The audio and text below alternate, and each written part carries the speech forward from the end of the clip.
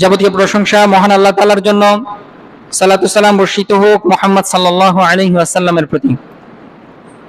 সম্মানিত মুসল্লিয়ান কিরাম, আজকে পবিত্র জুমায় আমি খুতবার বিষয় হিসেবে আপনাদের সম্মুখে যে বিষয়টি নিয়ে আলোচনা করার ইচ্ছে পোষণ করছি সেটা হচ্ছে কিভাবে বুঝবেন আপনার সফলতা খুব নিকটে।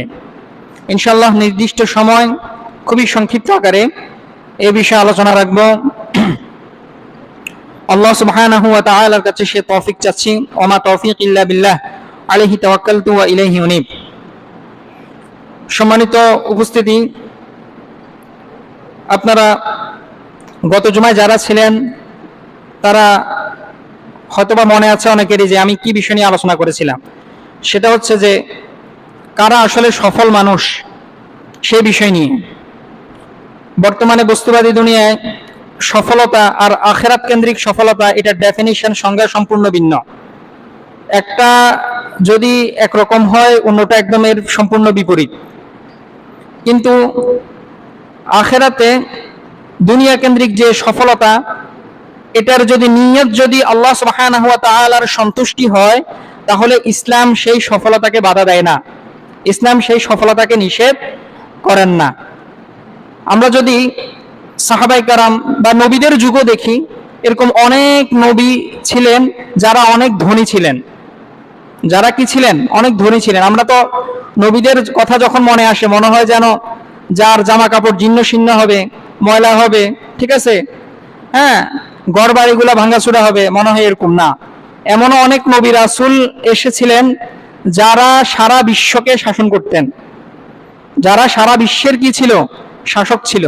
এরকমও নবী রাসূল ছিলেন। তো এখান থেকে আবার এরকম অনেক সাহাবী, রাসূল সাল্লাল্লাহু আলাইহি ওয়াসাল্লামের এরকম অনেক সাহাবী ছিলেন যে যারা অর্থনৈতিকভাবে খুবই স্বাবলম্বী ছিলেন। যেমন আমরা আব্দুর রহমান ইবনে আউফ রাদিয়াল্লাহু তাআলা আনহু, উনার কথা জানি যে উনি যে বেড়া রেখে গেছিলেন, বেড়া, শুধু বেড়া, ওট, গরু, গোয়া, ছাগল, তারপরে স্বর্ণরূপা, এগুলোর কথা বাদ দিয়ে যদি শুধু বেড়ার হিসাব করি, বেড়া প্রায় 3000 বেড়া রেখে গেছিলেন। একটা বেড়ার দাম যদি 10,000 টাকা হয় বর্তমানে, যদিও আরবদের বেড়ার সাথে আমাদের বেড়ার কোনো তুলনা হয় না, তখনকার আরো বেশি ছিল। আপনি যদি একটা বেড়া যদি বাংলাদেশের হিসেবে মনে করেন নিম্নতম কত 10,000 টাকাও ধরেন, তাহলে উনার টাকার পরিমাণ প্রায় কত 100 কোটি ছাড়িয়ে যাবে, ঠিক আছে। তো উনি এত ধনী ছিলেন আব্দুর রহমান ইবনে আউফ রাদিয়াল্লাহু তাআলা আনহু। অনুরূপভাবে উসমান ইবনে আফফান রাদিয়াল্লাহু তাআলা আনহু, উনার কথাও জানি, যে রাসূল সাল্লাল্লাহু আলাইহি ওয়াসাল্লামের 2 মেয়ের জামাই। তারপরে আমরা তালহা রাদিয়াল্লাহু তাআলা আনহু, উনার কথা জানি, হ্যাঁ, উনিও কি ছিলেন? ধনী ছিলেন। এরকম রাসূল সাল্লাল্লাহু আলাইহি ওয়াসাল্লামের অনেক সাহাবী ছিলেন যারা কি অনেক ধনী ছিলেন। তো আমি এখান থেকে আপনাদেরকে যেটা বুঝাতে যাচ্ছি সেটা হচ্ছে যে এই ঘটনাগুলি থেকে আপনারা এটা নিতে পারেন যে ইসলাম কখনোই দুনিয়াবী সফলতাকে বাধা দেয় না। আপনি ধনী হন, ইসলাম কখনো আপনাকে নিষেধ করবে না। আপনি ধনী হতে গিয়ে আপনার সালাত তরক করলেন, ফরজ ইবাদত লঙ্ঘন করলেন, আল্লাহ সুবহানাহু ওয়া তাআলার নাফরমানি শুরু করে দিলেন, ইসলাম তখনই কেবল বাধা দেয়। আপনি ক্ষমতাধর মানুষ হন, কোনো সমস্যা নাই, আপনি মেম্বার হন, চেয়ারম্যান হন, কিন্তু আপনি যখন ক্ষমতায় আসবেন তখন কার বিধান বাস্তবায়ন করার চেষ্টা করবেন? আল্লাহ সুবহানাহু ওয়া তাআলার বিধান বাস্তবায়ন করার চেষ্টা করবেন। কিন্তু আপনি যদি এই বস্তুবাদী মানুষদের মতোই দুনিয়াবী চিন্তা ভাবনা লালন করেন, আপনার এটা শুধু দুনিয়াবী সামান্য ফায়দা ছাড়া আর কিছুই না, আর কিছুই হবে না। আল্লাহ সুবহানাহু ওয়া তাআলা পবিত্র কোরআনের অনেক জায়গায় বলেছেন যে ওয়ামাল হায়াতুদ দুনিয়া ইল্লা মাতাউল গুরুর, যে দুনিয়ার জীবন ধোঁকা ছাড়া আর কিছু নেই। তারপরে বলছেন যে মান কানা ইউরিদু হারসাল আখিরাতি নাজিদ লাহু ফি হারসি, যে ব্যক্তি আখিরাতের সফলতা চায়, যে আমি তার এই ফসল, এই সফলতা এটা বাড়াই দিই। ওমান কানা ইউরিদু হারসাদ দুনিয়া নুতিহি মিনহা, আর যে ব্যক্তি শুধু দুনিয়াবী সফলতা চায়, নুতিহি মিনহা, আমি তাকে সামান্য দান করি। এই যে আজকে ইলন মাস্কের কথা বলেন, বিল গেটসের কথা বলেন, মুকেশ আম্বানির কথা বলেন, দুনিয়াবী যত ধনী যারা আছে তাদেরকে আল্লাহ সুবহানাহু ওয়া তাআলা, তারা দুনিয়া চাচ্ছে। আল্লাহ সুবহানাহু ওয়া তাআলা এই যে 100 কোটি বলেন, 300 কোটি বলেন, 10,000 কোটি বলেন, যত কোটি বলেন, যত বিলিয়ন কোটি টাকার মালিক হোক না কেন, আল্লাহ সুবহানাহু ওয়া তাআলার কাছে এটা কি নুতিহি মিনহা, সামান্য। এটা খুবই সামান্য। কিরকম সামান্য? রাসূল সাল্লাল্লাহু আলাইহি ওয়াসাল্লামের একটা হাদিস থেকে আমরা সেটা উপলব্ধি করতে পারি যে রাসূল সাল্লাল্লাহু আলাইহি ওয়াসাল্লাম তিনি বলছেন যে আল্লাহ সুবহানাহু ওয়া তাআলার কাছে যদি দুনিয়ার যদি মূল্য যদি একটা মশা আছে না, মশা চিনেন আপনারা? মশা চিনেন? হ্যাঁ, মশার ডানা, ডানা দেখছেন? মশার ডানা দেখছেন? আজকে যে একটা মশা মারিয়েন, মশা মেরে তার ডানাটা দেখিয়েন।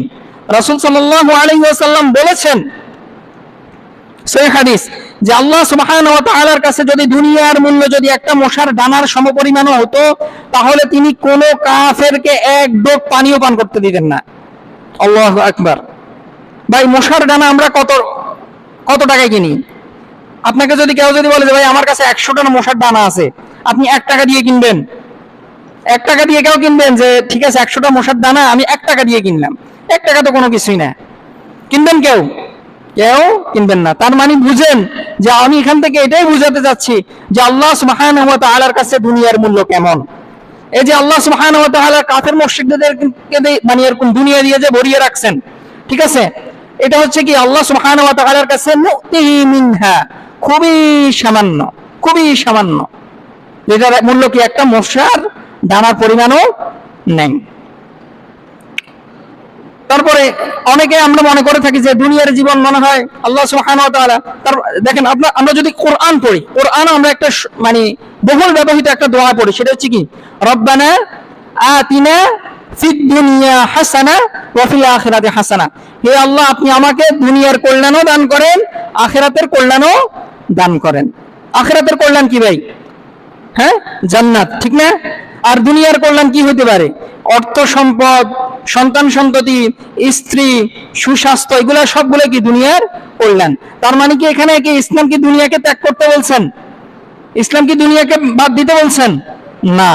রাসূল সাল্লাল্লাহু আলাইহি ওয়াসাল্লাম স্পষ্ট ভাষায় বলছেন যে আমার দ্বীনের মধ্যে যে ইসলামী উম্মতি মুহাম্মাদি যে দ্বীনকে দিয়েছেন আল্লাহ সুবহানাহু ওয়া তাআলা, হ্যাঁ, এটার মধ্যে বৈরাগ্যতার কোনো স্থান নাই।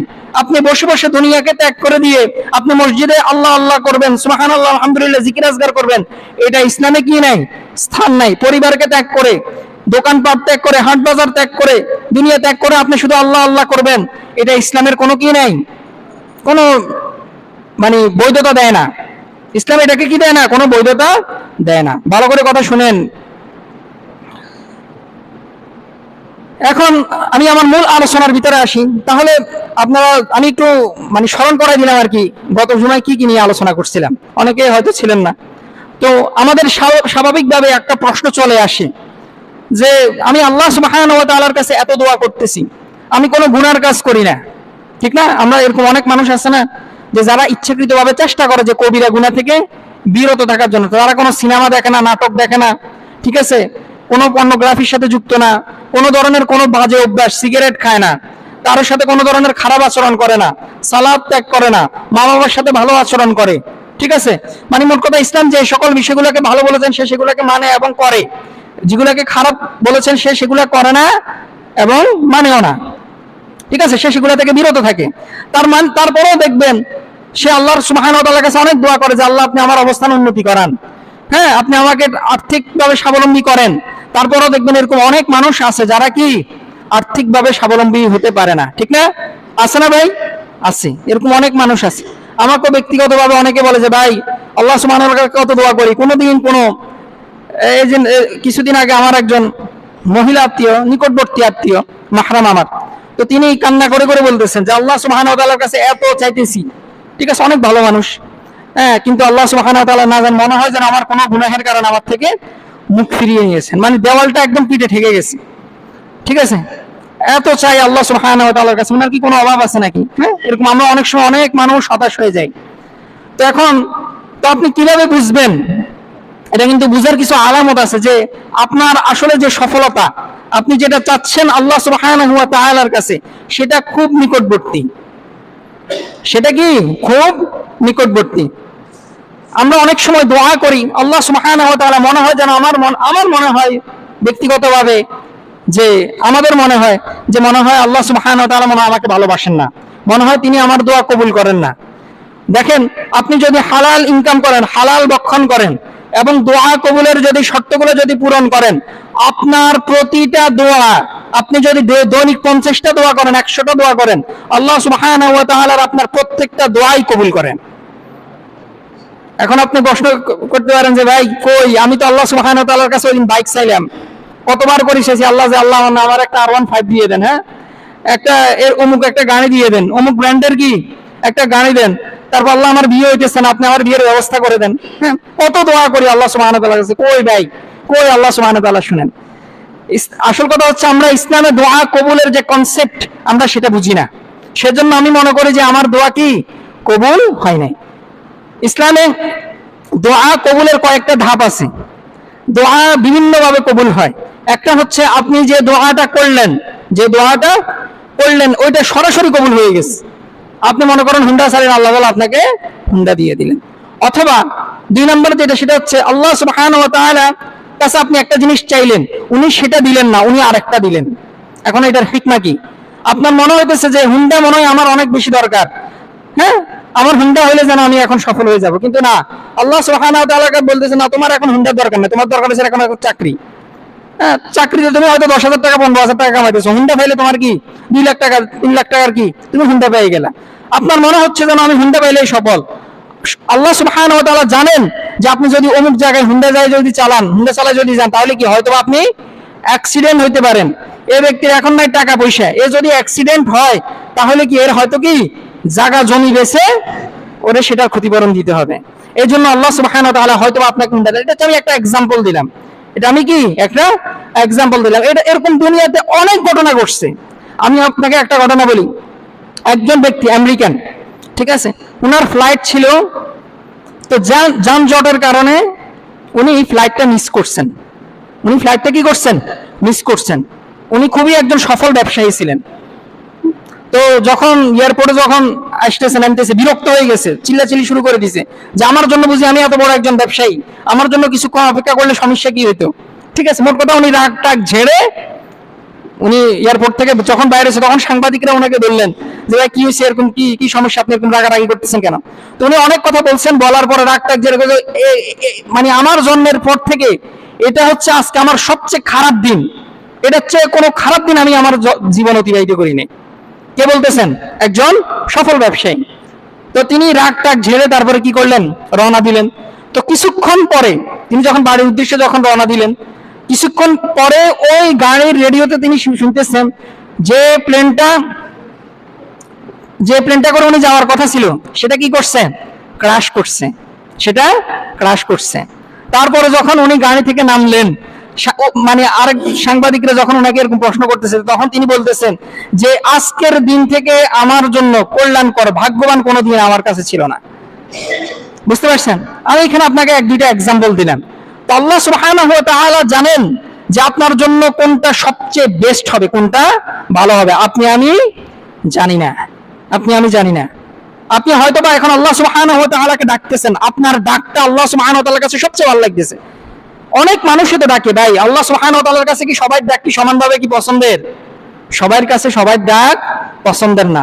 যে আল্লাহ সুবহানাহু ওয়া তাআলা জানেন যে এই ব্যক্তি আমাকে যেরকম আন্তরিকতার সহিত ডাকে আমার অনেক ভালো লাগে, আমি যদি এর টাকা পয়সা দিই, এ আমারে আর ডাকবে না, এ আমাকে ভুলে যাবে।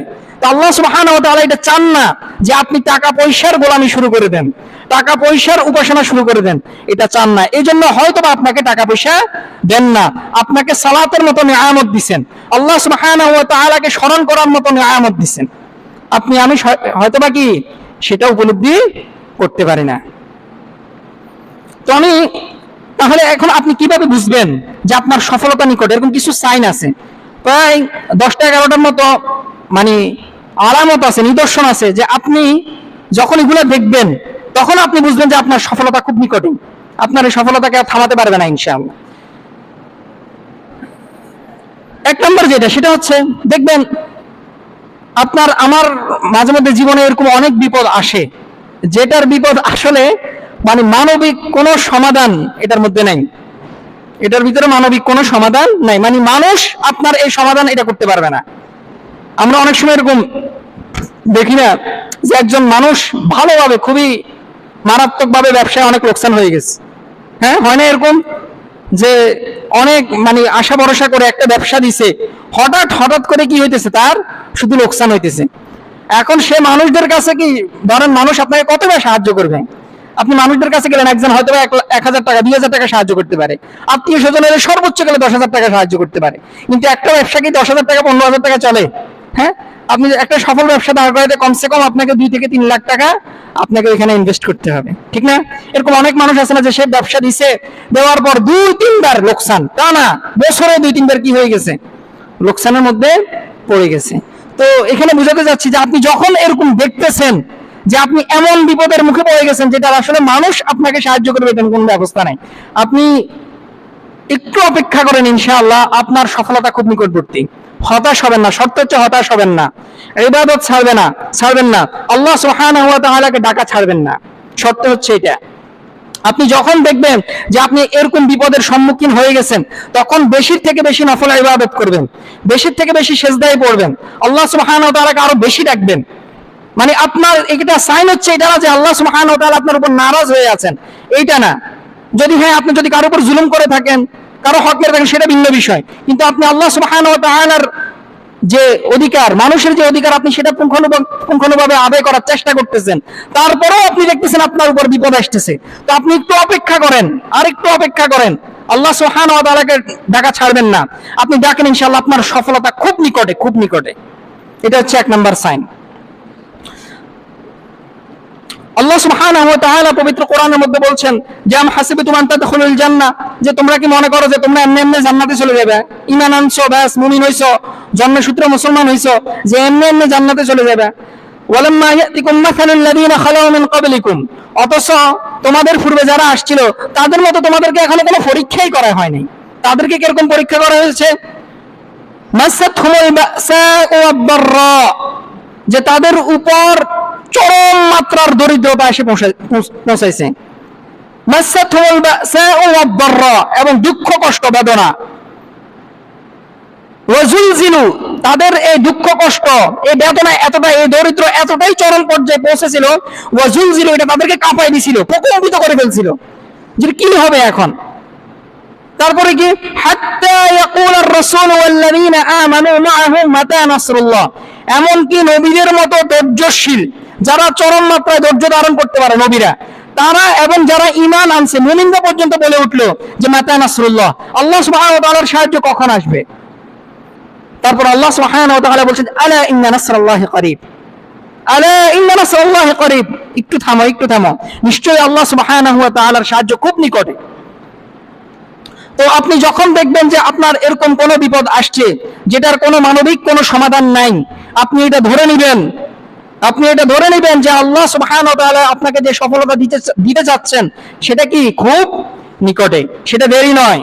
এটা আল্লাহ সুবহানাহু ওয়া তাআলা পবিত্র কোরআনের মধ্যে বলছেন যে কিরকম চরম মাত্রার দরিদ্র। ভাই, আমরা কি এরকম মানুষ আছি যে, বলেন তো, যে আমার মসজিদে কি এরকম কোনো মুসল্লি আছেন যে ঘাস লতা পাতা খাই জীবন যাপন করতেছেন? এরকম কেউ কি আছেন? তাহলে তো আপনারা কোনো এরকম কোনো চরম মাত্রার দরিদ্রতায় পৌঁছানো নাই এখনো। আমরা আলহামদুলিল্লাহ বাংলাদেশের মানুষ অন্তত পক্ষে কি ভাত খেতে পারি, ঠিক না? আপনি হয়তো কি ভাতের একদিন আগে খান, মানে বাসি ভাত খান, আর যেটাই খান, মোট কথা কি বাংলাদেশের যে প্রধান খাবার আছে সেটা আপনি খাইতে পারতেছেন। যে এরকম মানুষ ছিল যে যারা কি বর্তমানেও আছে, যেমন ফিলিস্তিনের মানুষ, তারা কি এমন ঘাস খাইতেছে যেটা গরুও খায় না, গরুও খায় না, এরকম ঘাস খাইতেছে।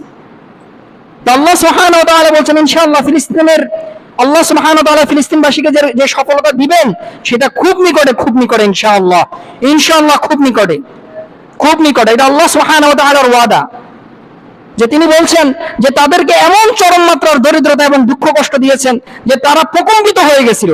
তাদের মধ্যে সবচেয়ে ধৈর্যশীল মানুষরা, নবী এবং রাসূলরা, হাত্তা ইয়াকুলার রাসূল ওয়াল্লাযীনা আমানু মাআহু মাতা নাসরুল্লাহ, সবাই মিলে বলতে আল্লাহর সাহায্য কখন আসবে।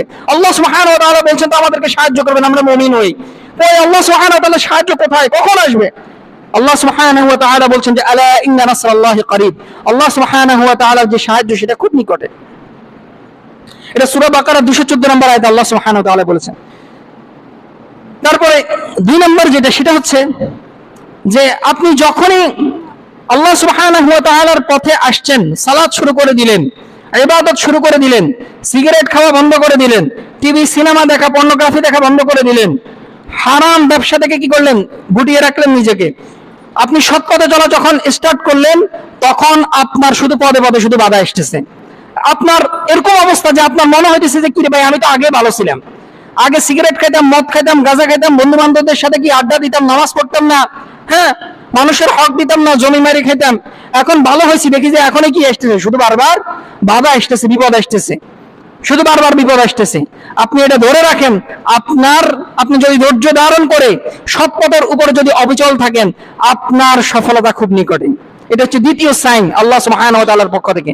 এবং অনেক মানুষ আছে যে যারা দেখবেন যখন হারাম কাজ ত্যাগ করে, অসৎ পথ ত্যাগ করে যখন সৎ পথে চলে আসে, তাদেরকে যেরকম পরীক্ষা করা হচ্ছে, আপনাকে আরো বেশি পরিমাণে পরীক্ষা করা হইতেছে। এটা আপনার জন্য খারাপ না, এটা আপনি অনুমান করবেন না। আল্লাহ সুবহানাহু ওয়া তাআলার প্রতি এরকম খারাপ ধারণা রাখবেন না যে তিনি আপনাকে কষ্ট দিতেছেন, তিনি আপনাকে কি দিচ্ছেন, কষ্ট দিতেছেন। এটা এই খারাপ ধারণাটা আল্লাহ সুবহানাহু ওয়া তাআলার প্রতি রাখবেন না। এটা অনুরোধ আমার। আল্লাহ সুবহানাহু ওয়া তাআলা অনেক কষ্ট পান যখন কোন মুমিন বান্দা ওনার প্রতি খারাপ ধারণা রাখে। একজন মুমিনের জন্য এটা হারাম, নিষিদ্ধ যে আল্লাহ সুবহানাহু ওয়া তাআলার ব্যাপারে সে কি রাখবে, মন্দ ধারণা রাখবে, খারাপ ধারণা রাখবে, যে আল্লাহ সুবহানাহু ওয়া তাআলা মনে হয় অভাবী, তিনি আমার কেন অভাব দূর করতেছেন না, যে আমাকে দিলে কি হয়, উনার কি এমন ক্ষতি হয়। এটা কিন্তু আল্লাহ সুবহানাহু ওয়া তাআলার পক্ষ থেকে খারাপ ধারণা, আল্লাহ সুবহানাহু ওয়া তাআলার সম্পর্কে খারাপ ধারণা। তো আপনি যখন দেখবেন যে আপনি সৎ পথে চলে আসার পর বারবার বাধা দিচ্ছে, বারবার বাধাপ্রাপ্ত হতেছেন, তখন আপনি এটা বুঝবেন এটা কি আপনার সফলতার সাইন, অন্যতম একটা সাইন। হয়তো ইনশাআল্লাহ কিছুদিন পর বা কিছু মাস পর আল্লাহ সুবহানাহু ওয়া তাআলা আপনাকে সফল করবেনই। আল্লাহ সুবহানাহু ওয়া তাআলা পবিত্র কোরআনের মধ্যে বলছেন যে আম হাসিবতুম আন তাদখুলুল জান্নাহ ওয়া লাম্মা ইয়া'লামুল্লাহু আল্লাযীনা জাহাদু মিনকুম ওয়া ইয়া'লামাস সাবিরিন, যে তোমরা কি মনে করো যে তোমরা এমনি এমনি জান্নাতে চলে যাবে, যে অথচ আমি এখনো দেখছি আমার পথে কারা জিহাদ করতেছো, ওয়া ইয়া'লামাস সাবিরিন, এবং কারা ধৈর্য ধারণ করতেছো। এই যে বারবার বাধা আসার পরে তুমি অধৈর্য হয়ে যাচ্ছ, তো তুমি কি মনে করো যে আমি তোমাকে পরীক্ষা করব না? হ্যাঁ, আমি কি তোমাকে পরীক্ষা করব না? অবশ্যই আমি তোমাকে পরীক্ষা করব, অবশ্যই আমি তোমাকে পরীক্ষা করব। তারপরে 3 নম্বর যে সাইন, আপনি যে নিদর্শন, যে আলামত, যে আপনি যখন এটা দেখবেন যে আপনি বুঝবেন যে আপনার সফলতা নিকটে। 3 নম্বর যেটা, সেটা হচ্ছে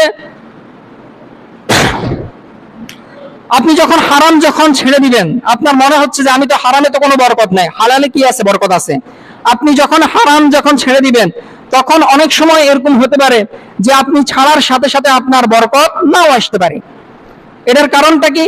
যে এটার কারণ হচ্ছে যে আল্লাহ সুবহানাহু ওয়া তাআলা হয়তো আপনার অভাবটা বাড়ায় দিবেন। এটা হচ্ছে আল্লাহ সুবহানাহু ওয়া তাআলা আপনাকে পরীক্ষা করবেন, টেস্ট করবেন, যে আপনি কি আসলেও আল্লাহ সুবহানাহু ওয়া তাআলার সন্তুষ্টির জন্য হারামকে ত্যাগ করছেন কিনা, নাকি মানুষের প্রেসারে পড়ে, মানুষ কি বলবে, আত্মীয় স্বজন কি বলবে, এটার জন্য করছেন। এটা আল্লাহ সুবহানাহু ওয়া তাআলা আপনাকে পরীক্ষা করবেন। আল্লাহ সুবহানাহু ওয়া তাআলা পবিত্র কোরআনের মধ্যে বলছেন যে ওয়ালানাবলুওয়ান্নাকুম বিশাইইন মিনাল খাউফি ওয়াল জু', অবশ্যই অবশ্যই আমি তোমাদেরকে পরীক্ষা করব যে খৌফ, ভয় দ্বারা এবং ক্ষুধার দ্বারা। যে আমরা অনেক সময় কি ব্যবসায় আমরা দেখি যে আমার ব্যবসায় আমি হারাম পথে আসি, ব্যবসা অনেক কি যাইতেছে, চাঙ্গা যাইতেছে, ভালো যাইতেছে, তো আমি ওই হারামটা ত্যাগ করতে ভয় পাই। যে আল্লাহ সুবহানাহু ওয়া তাআলা সেটাই বলতেছে, আমি তোমাকে তোমার ভয়ের দ্বারা পরীক্ষা করব। ওয়ালানাবলুওয়ান্নাকুম বিশাইইন মিনাল খাউফি ওয়াল জু', এবং দারিদ্রতা দিয়ে, ওয়ানাকসিম মিনাল আমওয়ালি ওয়াল আনফুসি ওয়াস সামারাত, এবং তোমার জীবন মৃত্যু হ্রাস, এটার দ্বারা তোমার কি করব, সম্পদের হ্রাস, তোমার সম্পদ আমি কমিয়ে দিব। তুমি হয়তো হালাল পথে আসছো, তুমি এটা মনে করতেছো যে আমি হালাল পথে আসছি, মানে এখন আমার বরকত শুরু হয়ে যাবে। স্টার্টিং এ কি একদম আমি বরকতে একদম বরকতে আমার ভরে যাবে না। আল্লাহ সুবহানাহু ওয়া তাআলা বলছেন আমি তোমাকে পরীক্ষা করব, তোমার সম্পদের দ্বারা তোমাকে আমি পরীক্ষা করব। যে তুমি যে এটা দাবি করতেছো যে আমি আল্লাহ সুবহানাহু ওয়া তাআলার সন্তুষ্টির জন্য হারাম ছেড়েছি, হ্যাঁ, যে এটা কি আসলে তুমি তোমার কথার মধ্যে কি সত্য আছে কিনা, আমি সেটা তোমাকে পরীক্ষা করব। এটা হচ্ছে 3 নম্বর। 4 নম্বর যে নিদর্শন, সেটা হচ্ছে কষ্টের সময় হয়তো বা দীর্ঘ সময় হতে হতে যখন আপনি প্রায় এরকম অবস্থা হবে যে আপনি হাল ছেড়ে দেওয়ার উপক্রম হবে, তখন সাহায্য কি? অবশ্যই আপনি এটা ধারণা করতে পারেন যে আপনার সাহায্য নিকটে, যে আপনি বারবার কষ্ট করতেছেন, কষ্ট করার পরও 12 ঘন্টা পরিশ্রম করতেছেন, এরকম হয় না? 15 ঘন্টা পরিশ্রম করতেছেন, দীর্ঘদিন আপনি কষ্ট করতেছেন একটা ব্যবসা দাঁড় করানোর জন্য, ঠিক আছে, টাকা ইনকাম করার জন্য 15 ঘন্টা 18 ঘন্টা আপনার কোনো কি নাই, ঘুম নাই। এরকম অনেক মানুষ আছে, যে আমাদের একজন ভাই তিনি একটা ব্যবসা শুরু করছিলেন, হ্যাঁ আমার মনে আছে, যে এরকমও হয়েছে, উনি বলতেছে যে আমি 21 ঘন্টা কাজ করছি ভাই, 21 ঘন্টা আমি কাজ করছি, 3 ঘন্টা ঘুমাইছি। যেখানে আমি কাজ করছি ওই বালুর উপর আমি শুয়েছিলাম, কাজ করতে করতে আমি ক্লান্ত হয়ে গেছি, ঘুমাই গেছি। এরকম হয়েছে ঘুমের মাঝখানে পার্সেলের অর্ডার আসছে, আমি সেটাকে গ্রহণ করতে এসেছি এই 3 ঘন্টা ঘুমের মধ্যে। এটা কোনো 1-2 দিন আমার কষ্ট ছিল না, যেতে বলতেছে মাশাআল্লাহ এখন 2-3 লাখ টাকা করে কামায় প্রতি মাসে। তো আপনি হয়তো আপনার মনে হইতেছে যে আপনি দীর্ঘদিন ধরে কষ্ট করতেছেন, কোনো ফায়দা পাইতেছেন না, যে আপনি এটা ধারণা করেন যে আল্লাহ সুবহানাহু ওয়া তাআলা এরকম অনেক মানুষ আছে যাদের শক্তি আছে, সামর্থ্য আছে, বুদ্ধি আছে, তারা কিন্তু আপনার মতো কষ্ট করতে পারে না। আপনি যে কষ্টটা করতেছেন, যে চেষ্টাটা করতেছেন, আল্লাহ সুবহানাহু ওয়া তাআলা তাকে সে তৌফিকটা দেয় নাই। আপনি যে এটা করতেছেন তার মানে এটা হচ্ছে অন্যতম একটা নিদর্শন যে আপনি সফল হবেন। যে ভাই এরকম আমরা অনেক মানুষ দেখি না যারা অনেক বুদ্ধিমান মানুষ, হ্যাঁ আমরা এরকম আমাদের সমাজে দেখি না যারা অনেক বুদ্ধিমান মানুষ, কিন্তু সে কি তার অনেক উন্নতি হয় না, কষ্ট করে না, পরিশ্রম করে না, কিন্তু তার অনেক বুদ্ধি আছে। কিন্তু অনেক মানুষ এরকম দেখবেন তার এরকম ওই মানুষটার মতো বুদ্ধি শুদ্ধি নাই, বোকা বেকুব, কিন্তু সে সৎ এবং কি করে, পরিশ্রম করে, কষ্ট করে। আল্লাহ সুবহানাহু ওয়া তাআলা এই যে আপনি কষ্ট করতেছেন, আপনি হয়তো মনে করতেছেন যে কি মানে কষ্ট করলে পরিশ্রম না, এরকম অনেক মানুষও আছে যারা আপনার মতো কষ্ট করতেছে, তারপরেও সে কি হইতে পারতেছে না, সফল হইতে পারতেছে না। আপনার এখানে শুকরিয়া আদায় করা দরকার যে অমুক মানুষ তার বুদ্ধি থাকা সত্ত্বেও সে আমার মতো পরিশ্রম করতে পারে না। এই যে আপনি পরিশ্রম করতেছেন, কষ্ট করতেছেন, এটা আল্লাহ সুবহানাহু ওয়া তাআলার পক্ষ থেকে অন্যতম একটা সাইন যে আপনার সফলতা খুব নিকটে। তারপরে 5 নম্বর যেটা, সেটা হচ্ছে যে আল্লাহ সুবহানাহু ওয়া তাআলার যে ইবাদত আছে, ফরজ ইবাদত আছে, এটা আপনার জন্য বাধা মনে হয় না। আপনি অনেক মানুষ আছে যে দেখা গেছে সমাজের চাপে, হ্যাঁ বিশেষ করে জুমার সালাত, মানুষ কি বলবে যে জুমার নামাজও পড়ে না, 5 ওয়াক্ত নামাজ তো পড়ে না, কিসের নামাজও পড়ে না, জুমার নামাজও পড়ে না। আচ্ছা মাশাআল্লাহ, এই যে অনেক মানুষ সালাতে আসতেছে, এই চিত্র কি ফজর নামাজে দেখা যায়? এই চিত্র ফজর নামাজে দেখা যায় না। তো আমরা এরকম অনেক মানুষ আছে যারা সমাজের চাপে হোক, মা বাবার চাপেই হোক, যেই চাপেই হোক না কেন, কি করি, সালাত আদায় করি, মানে অনেক কষ্ট লাগতেছে। তারপরে সূরা কোন রকম, সূরা কুল হুয়াল্লাহ দি, সূরা ইন্না আতাইনা কাল কাউসার দি কোন রকম নামাজটা কেমনে তাড়াতাড়ি শেষ করা যায়, ঠিক আছে, তাড়াতাড়ি শেষ করে কেমনে ভাগা যায়, এটা আছে। কিন্তু যখন আপনি দেখবেন আপনার সালাত নামাজ যখন আদায় করতেছেন, সালাত যখন আদায় করতেছেন, এটা আপনার কাছে কষ্ট মনে হচ্ছে না।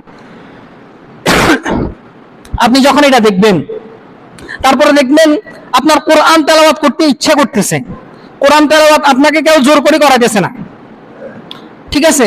তারপরে আল্লাহ সুবহানাহু ওয়া তাআলার কোনো ইবাদত যখন ছুটে যায় তখন আপনার কষ্ট লাগে।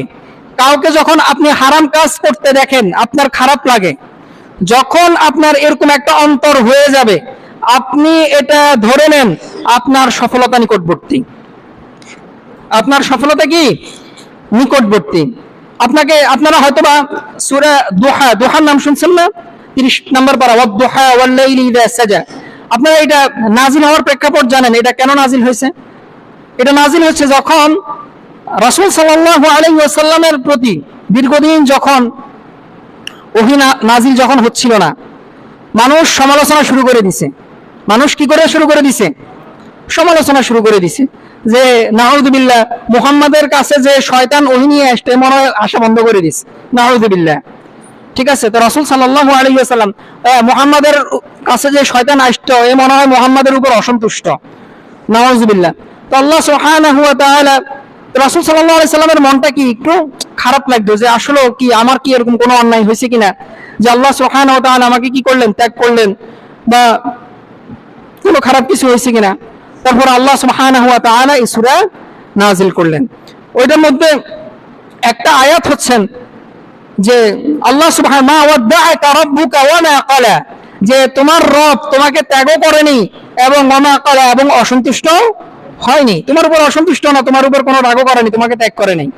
ওয়ালা সাউফা ইউতিকা রাব্বুকা ফাতারদা, নিশ্চয় তোমার রব তোমাকে এমন কিছু দিবেন যে তুমি সন্তুষ্ট না হয়ে থাকতে পারবে না, তুমি অবশ্যই কি হইবে, সন্তুষ্ট হইবে। অল্প কয়েকজন মানুষ, প্রায় 313 জন নিয়ে মানুষ, তারপরে কি ওনাদের শাসন কোন পর্যন্ত গেছিল, মিশর, তারপর হচ্ছে পারস্য, রোম, এগুলো পর্যন্ত কি পৌঁছাই গেছিল। তো একটু অনুমান করতে পারেন মাত্র কতজন মানুষ ছিল, অল্প কয়েকজন মানুষ। তো তোমার রব তোমাকে এত বেশি দিবেন যে তুমি সেটা সন্তুষ্ট না হয়ে থাকতে পারবে না, তুমি অবশ্যই সন্তুষ্ট হবে। তো আপনার কাছে যখন এরকম আপনি মনে করবেন যে আমি তো সালাত আদায় করতেছি, সবকিছুই করতেছি, মনে হয় আল্লাহ আমারে পছন্দ করে না, আল্লাহ মনে হয় আমারে ভালোবাসেন না, না, আল্লাহ অবশ্যই কি আপনাকে পরীক্ষা করবেন, সামান্য পরীক্ষা করবেন। আল্লাহ সুবহানাহু ওয়া তাআলা এই যে আপনাকে যে ত্যাগ করে রেখেছেন বা আপনার ইবাদতে এখন সাড়া দিচ্ছেন না, যেটা আমরা মনে করি, আল্লাহ সুবহানাহু ওয়া তাআলা বান্দার প্রত্যেকটা দোয়াই কবুল করেন। এটা হচ্ছে আপনাকে মজবুতি করার জন্য, এটা আপনাকে কি করার জন্য, শক্ত করার জন্য। আচ্ছা, আপনারা কি জানেন যে হীরা আছে না, হীরার নাম শুনছেন? হীরা কিভাবে তৈরি হয় কখনো দেখছেন বা শুনছেন? হীরা তৈরি হয় কার্বন থেকে। এটা কি কিরকম, যখন কার্বন যখন মাটির নিচে যখন প্রেসার, মাটির যখন প্রেসার পড়ে, শক্ত প্রেসার পড়ে, শক্ত কি পড়ে, প্রেসার পড়ে, ভূমিকম্পের যখন প্রেসার পড়ে তখন কি তৈরি হয়, এই হীরা তৈরি হয়, ডায়মন্ড তৈরি হয়। তো ডায়মন্ড এটা যে আমাদের কাছে ভাল লাগে, দেখতে ভাল লাগে, আপনার হয়তো মনে হচ্ছে এটা সুন্দর এমনি এমনি হয়েছে, না, এটা অনেক প্রেসার সহ্য করে কি হয়েছে, ডায়মন্ড হয়েছে। এই কার্বন কি হয়েছে, ডায়মন্ড হয়েছে। তো আল্লাহ সুবহানাহু ওয়া তাআলা এরকম মানুষকে, যে সকল মানুষরা যত বেশি পরিশ্রম করে উঠে এরা তত বেশি সফল, এরা এমনকি সফলতার যে মাহাত্ম্য আছে, যে গুরুত্ব আছে সেটা বুঝে। একটা ছেলে সে যদি কষ্টের মাধ্যমে সে যদি বড়লোক হয়, দেখবেন সে টাকার মূল্য যেরকম বুঝে, আর একটা ছেলে সে যদি বাপদাদার সম্পত্তি থেকে যদি বড়লোক হয় সে টাকার মূল্য সেরকম বুঝে না।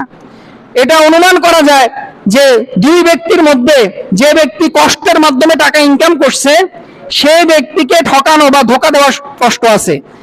এরকম আমরা অনেক সময় শুনি না যে মা বাবা কোটি কোটি টাকা রেখে গেছে, সন্তান কি সেটা ধরে রাখতে পারেনি, সে সন্তান কি, কারণ কি, সে যে টাকা ধরে রাখার যে জ্ঞান এটা তো তার বাবার ছিল, বাবা করে গেছে, কিন্তু তার যে জ্ঞান সে সেটা অর্জন করতে পারে নাই, সে মানুষের ধোকায় পড়ে গেছে।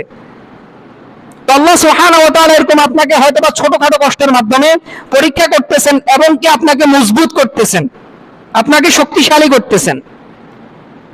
তারপরে 6 নম্বর যেটা, সেটা হচ্ছে যে আপনি দেখবেন যখন আপনি ইস্তিগফার করা শুরু করে দিয়েছেন, আপনার মুখ দিয়ে শুধু আল্লাহ সুবহানাহু ওয়া তাআলার কাছে ক্ষমা চাওয়া, তারপরে জিকির আজগার যখন এটা বেড়ে যাবে, এরকম এটা যখন কি আমরা দেখবেন অনেক মানুষ আছে নিজের অজান্তে কি করি, গান গাই, আছে না, কাজ করতেছে, কাজ করতে করতে কি করতেছেন, আপনি গান গাইতেছেন।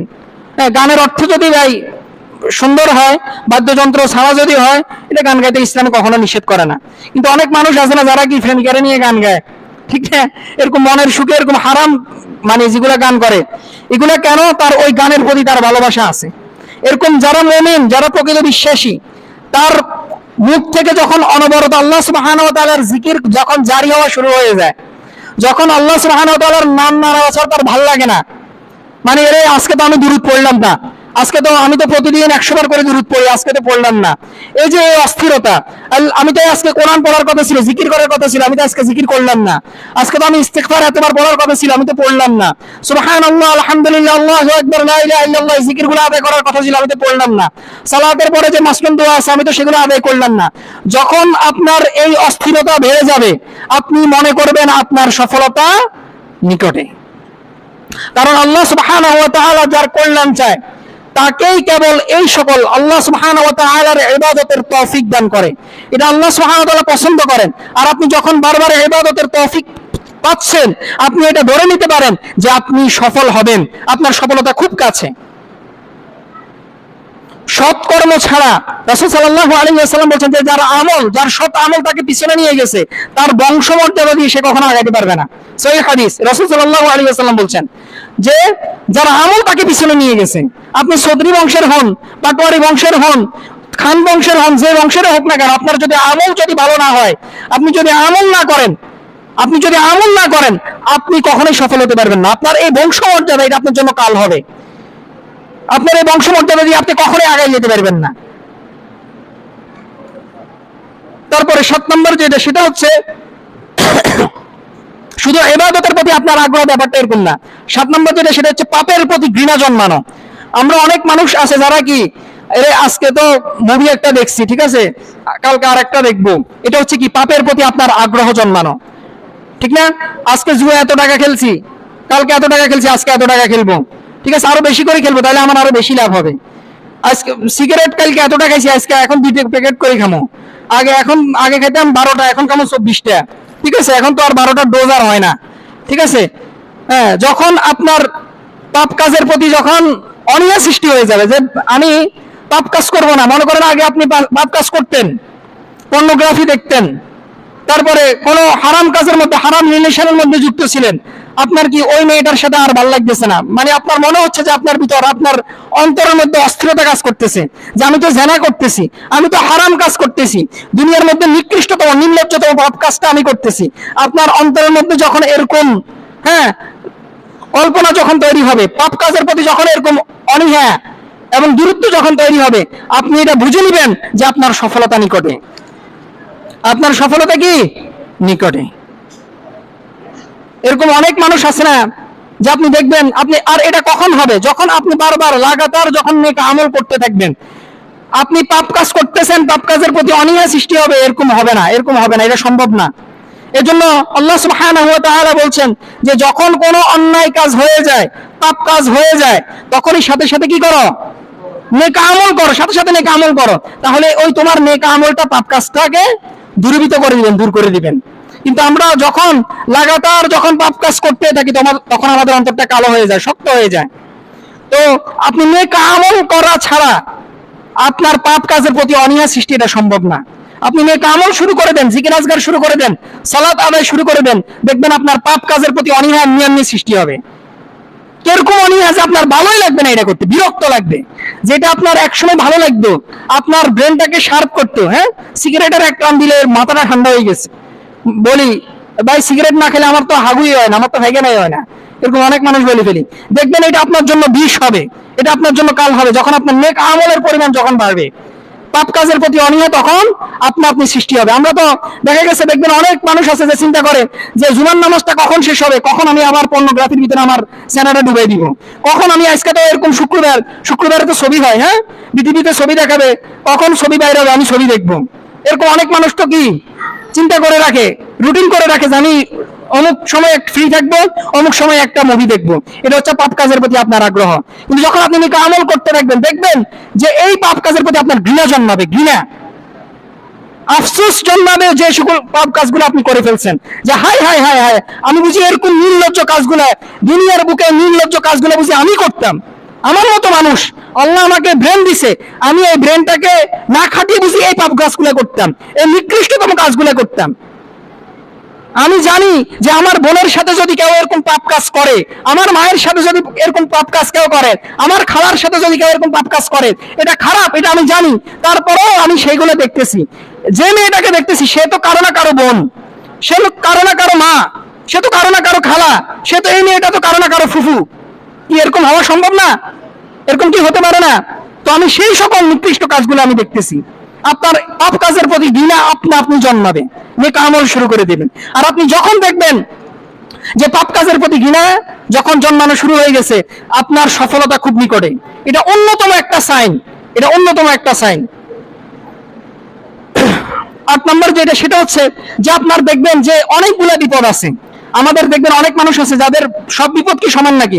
কিছু বিপদ আছে অনেক বড়, আবার কিছু বিপদ আছে কি ছোট ছোট। আপনি দেখবেন যে আপনার ছোট ছোট যে বিপদগুলো আছে, এগুলো আস্তে আস্তে কেটে যাচ্ছে। হয়তোবা আপনার রুজি রোজগারে বরকত হচ্ছে না, বা আপনার রিজিকের ফয়সালা হচ্ছে না, কিন্তু আপনি দেখবেন যে আপনার ফ্যামিলিতে যে অশান্তি ছিল সেটা নাই।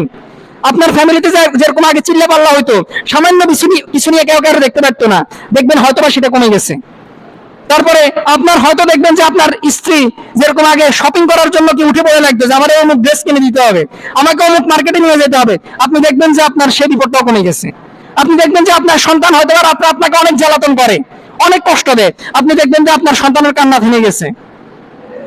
এগুলো হচ্ছে ছোট ছোট সাইন যে আল্লাহ সুবহানাহু ওয়া তাআলা আপনাকে বড় সফলতার মধ্যে নেবেন। যে যখন আপনি দেখবেন যে এরকম ছোট ছোট বিপদগুলো আমরা তো ওই তাকায় থাকি কি বড়টার দিকে, যে আল্লাহ মনে হয় বড় বিপদ দূর করে নাই, মনে হয় যেন কি আল্লাহ সুবহানাহু ওয়া তাআলা মনে হয় আমার দেখতে পারে না। না, আপনার বিপদগুলো যদি বড় বিপদ আল্লাহ সুবহানাহু ওয়া তাআলা দূর করতে পারেন, কিন্তু আল্লাহ সুবহানাহু ওয়া তাআলার যে সুন্নাহ সেটা হচ্ছে কি আপনার যে ছোট ছোট বিপদগুলো আছে সেগুলো কি আপনার থেকে আস্তে আস্তে দূর করবেন, যাতে আপনি আরো আল্লাহ সুবহানাহু ওয়া তাআলার ইবাদত করেন, আপনার ঈমান যেন আল্লাহ সুবহানাহু ওয়া তাআলার প্রতি আরো বেড়ে যায়। এটা হচ্ছে আল্লাহ সুবহানাহু ওয়া তাআলার উদ্দেশ্য। 9 নম্বর যেটা সেটা হচ্ছে উপলব্ধি সক্ষমতা দান করা। এরকম অনেক মানুষ আছে যারা জানে সিগারেট খাওয়া গুনাহ, যারা জানে হারাম রিলেশন গুনাহ, যারা জানে চুরি করা গুনাহ, যারা জানে ডাকাতি করা গুনাহ, কিন্তু তারপরেও করে। কেন? তার উপলব্ধি নেই, সে উপলব্ধি করতে পারে না। তো আল্লাহ সুবহানাহু ওয়া তাআলা যদি কাউকে যদি এরকম উপলব্ধি করার ক্ষমতা দেয়, রিয়েলাইজেশন যেটাকে বলা হয়, যে আপনি রিয়েলাইজ করতে পারতেছেন, বুঝতে পারতেছেন এটা গুনাহ, এটা নিকৃষ্টতম কাজ, এটা হারাম কাজ, এটা আল্লাহর মতো আশরাফুল মাখলুকাত কেমনে করতে পারে। আপনি যখন এটা বুঝবেন যে আমি এখন সন্তানের বাবা হইতেছি, আমি কেমনে আর একটা খারাপ মেয়ের সাথে, বেগানা নারীর সাথে আমি রিলেশন করি, আমি বাবা হইছি, আমার এখন সন্ততি আছে, আমার ঘরে সুন্দরী বউ আছে, স্ত্রী আছে, কেন আমি এমনি বেল করে আর একটা মেয়ের দিকে তাকাই থাকি। এটা হচ্ছে রিয়েলাইজেশন, এটা হচ্ছে উপলব্ধি। এরকম অনেক মানুষ আছে না যাদের ঘরের মধ্যে বউ আছে, তারপরেও কি আরেকটা না মহিলার দিকে তাকাই থাকে, নির্লজ্জ। এটা কেন? আপনি যদি তাকে জিজ্ঞেস করেন যে ভাই আপনি যে মহিলার দিকে তাকাই আছেন এটা কি গুনাহ হইতেছে না, সে বলবে যে গুনাহ হইতেছে। তারপরেও কেন তাকাই আছে?